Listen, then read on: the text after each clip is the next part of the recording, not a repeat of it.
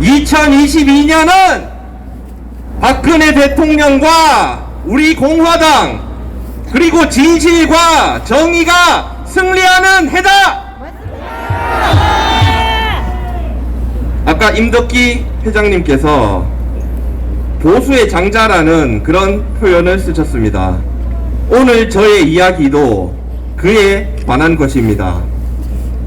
여러분, 지금 민주당과 국민의힘당이 각각 노무현, 김대중, 김영삼, 박정희 대통령 사진을 당사에 걸어놓고 자기들이 그 전직 대통령들의 뜻을 계승하고 발전시킨다고 그렇게 주장하고 있습니다. 먼저 민주당을 보겠습니다.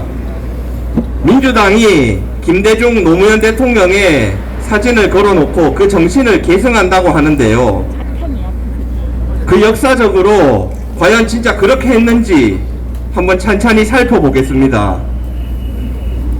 민주당은 김대중 대통령의 치적이라고 할 수 있는 신자유주의 개혁을 통해서 IMF 위기를 극복하고 기초생활보장법과 같은 복지제도를 확충해서 약자를 보호하는 데 힘쓴 것이 대표적인 김대중 대통령의 치적이라고 할 수 있습니다.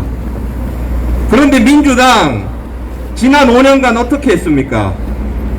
신자유주의는커녕 사회주의 경제를 우리나라에 도입하려고 시도하고 최저임금을 급격하게 끌어올려서 소상공인 힘들게 했습니다. 그리고 복지제도를 확충한다고 말만 그렇게 떠들었지 국가의 곳간을 다 털어서 국가의 경제를 오히려 힘들게 했습니다. 노무현 대통령의 경우도 마찬가지죠. 노무현 대통령의 치적이라고 할 수 있는 한미 FTA, 이라크 파병, 그리고 국토 균형 발전과 같은 그러한 정책들을 민주당은 하나도 계승하지 않았습니다.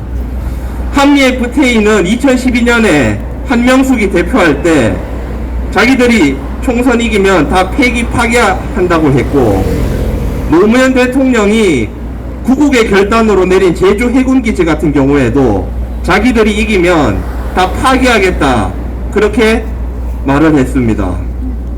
여러분, 한글을 폐기 파기하겠다면서 세종대왕의 애민정신을 받들 수는 없는 것입니다. 김대중 노무현 대통령의 그러한 공적들을 하나도 받들지 않은 민주당은 정당이라고도 할 수 없는 그런 정당인 것입니다. 국민의힘당도 마찬가지입니다. 김영삼, 박정희 대통령 사진 걸어놓고 있는데요. 박정희 대통령의 경우에는 먼저 약자를 보호하기 위해서 각종 사회보험과 같은 그런 정책들을 많이 내거셨습니다. 그리고 국가의 질서를 어지럽히는 그런 세력들에 대해서 공권력의 엄중함을 집행함으로써 국민의 생명과 안전을 지켰습니다. 그런데 국민의힘당 어떻게 했습니까? 자당의 대통령을 불법으로 탄핵시키는데 가담해서 국민의 생활에 중대한 위협을 끼친 그런 정당입니다.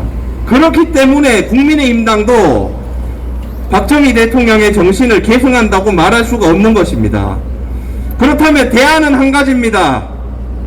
이승만 대통령의 자유정신, 그리고 박정희 대통령의 부국강병정신, 그리고 박근혜 대통령의 자유통일정신을 계승할 정당, 우리 공화당만이 바로 이 자유대한민국을 살릴 수 있는 보수의 적통, 유일한 정당이라는 것입니다.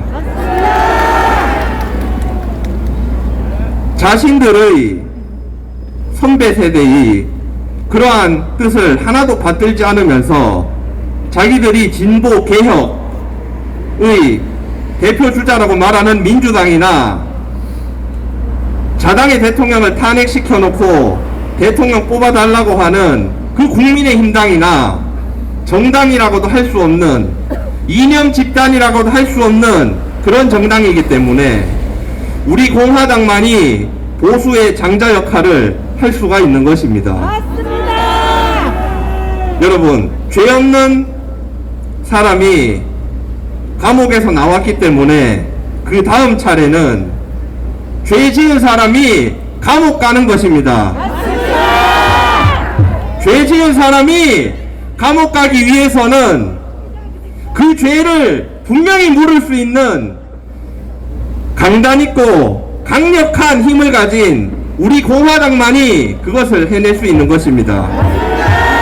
오늘 박근혜 대통령 계신 이 삼성병원에 와서 이 우리 공화당 당원들의 뜻을 분명히 전달했습니다.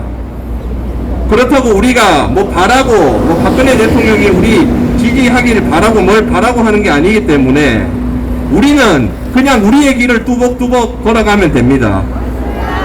그러다 보면 국민들도 우리의 마음을 알아줄 것이고 결국 이 모든 것이 우리의 승리로 환원이 돼서 우리가 다시 예전에 잘 살던 자유대한민국을 회복할 수 있을 것입니다. 구호하고 내려가겠습니다. 태극기로 하나 되어 자유대한민국 지켜내자! 자유대한민국 지켜내자!